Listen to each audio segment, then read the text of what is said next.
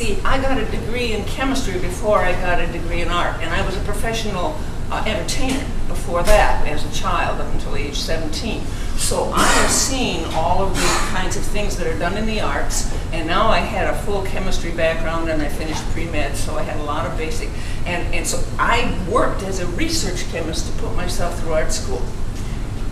And it dawned on me I was seeing the same chemicals in both departments, but there were no precautions in the art department. They were handling the same things we had to use ventilation and gloves and goggles for out in the open. So then it expanded from art materials into general consumer products. So I've been on this bandwagon for like 40 years.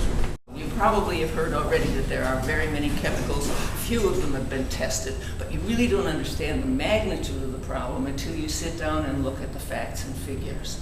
This morning on the internet, the Chemical Abstract Service registered its 63 million something chemical. They were registering them in 2009 at the rate of 25 chemicals per minute. And most of these chemicals were coming not from scientific papers as it used to be, but from chemical catalogs and from patents. So they're out there. They also say that 53 million of these chemicals are available commercially. So how many have been studied for cancer? Under 1,000. So really, manufacturers don't know when they say a chemical is safe. And what I want to do today is show them all the mechanisms by which we are exposed and how many chemicals are actually out there in commerce and what we need to do to fix it. Because there are things that we can be doing. There's a certain type of legislation that I am going to promote and get people interested in.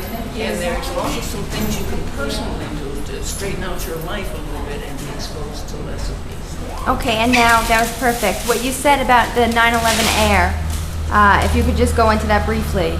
Okay, and the message that I'm giving today is one that even the activist organizations don't seem to want to hear. I did a Senate staff briefing with a very good activist organization. The first draft I wrote included this information.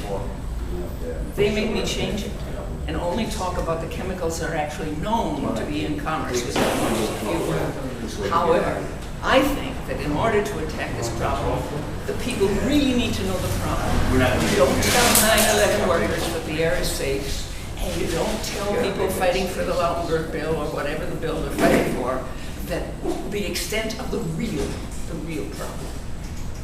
If we don't get a handle on this problem, if we don't start working now, there is no hope for what's going to be happening in the future. Okay, and how long do you think that'll take, like until? Well, first we have to understand the problem, and no legislation has ever really done any good if it's done through the federal agencies. It only works if it's done by activist groups and people. Smoking is not banned federally. It's individual states and cities that have banned it. It's the same kind of problem.